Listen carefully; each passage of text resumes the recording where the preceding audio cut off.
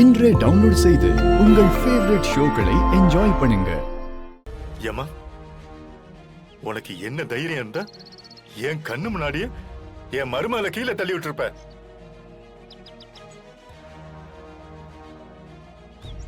இல்ல மாப்ள, அவ ஜெயராணிய வர வச்சிருக்கா, அதான் மாப்ள. ஜெயராணி யாரு? ஜெயராணி யாருன்னு கேக்குறேன். என் தங்கச்சி தானே?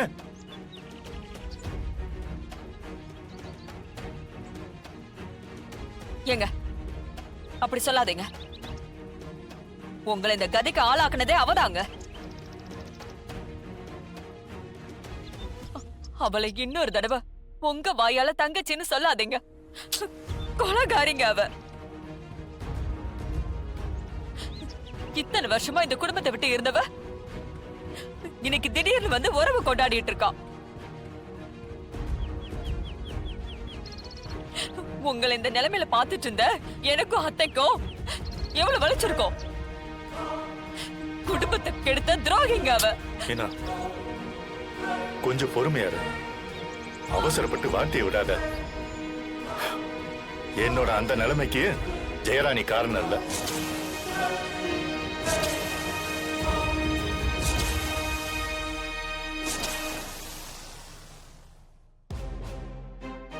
ஐயோ, இவனுக்கு உண்மை தெரிஞ்சிருக்கும் போலயே. உண்மையை சொல்லிடுவானோ? போச்சு, இன்னைக்கு மொத்த கதையும் முடிய போகுது. இவ இல்லனா வேற யார் பண்ணா?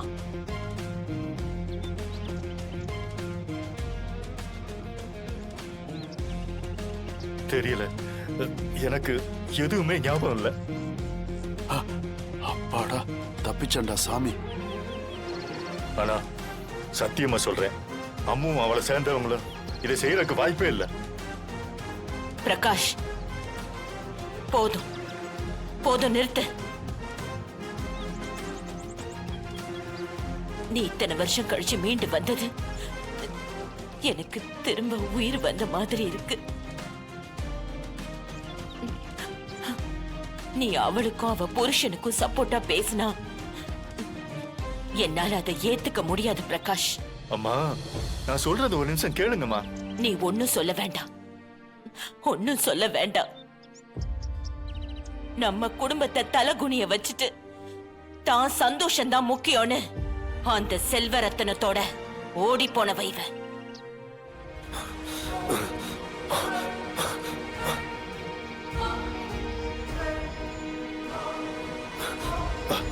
அப்பா,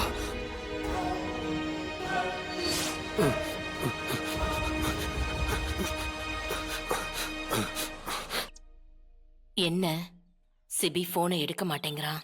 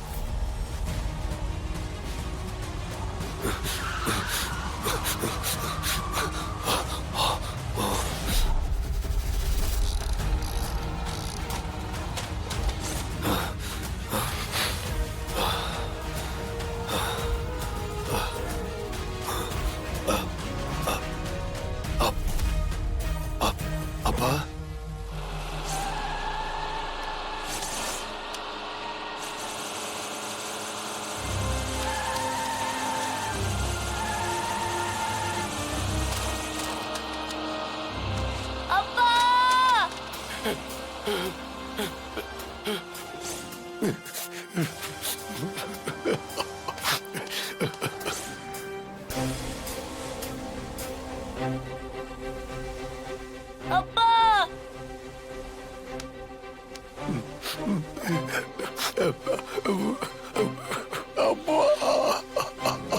சிபி சார்,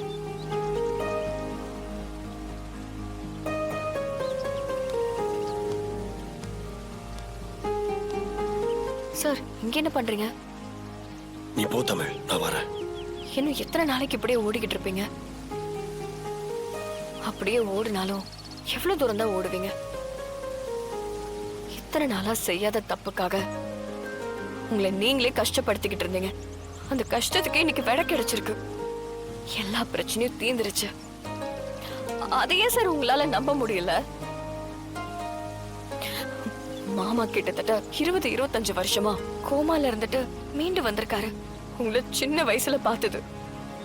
அவரு உங்களை பார்க்கணும்னு ஏங்கி தவிக்கிறாரு. ஒரு அப்பாவா இது எவ்வளவு கொடுமை.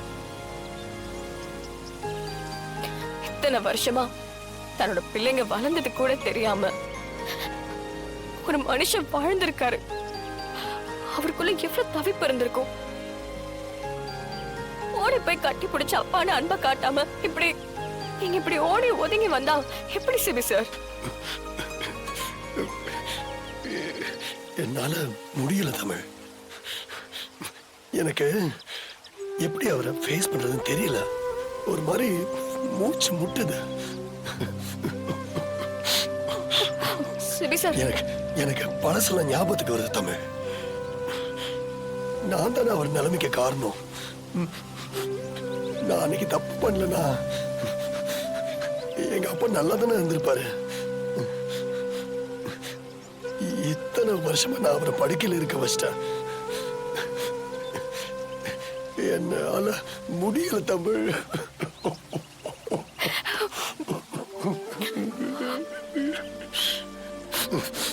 எனக்கு இந்த உலகமே இருண்ட மாதிரி இருக்கு தமிழ். அவர் என் அப்பா தானே. அவரை விட்டு நான் ஏன் ஒதுங்கி ஓடணும்? ஏன்னா அவரை என்னால பார்க்க முடியல தமிழ். எனக்கு அந்த தைரியம் இல்லை தமிழ்.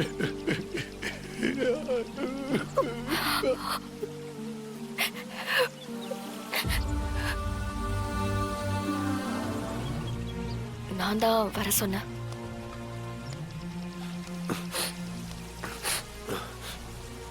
என்ன இங்க வந்து நின்னுட்டு இருக்க? அது நீ எவ்வளவு சந்தோஷமா இருக்கணும். இத்தனை வருஷமா உன்னை துரத்திட்டு இருந்த குற்ற உணர்ச்சி அழியிற நேரம் இது. இப்ப போய் ஒதுங்கி ஓடினா எப்படி கண்ணா?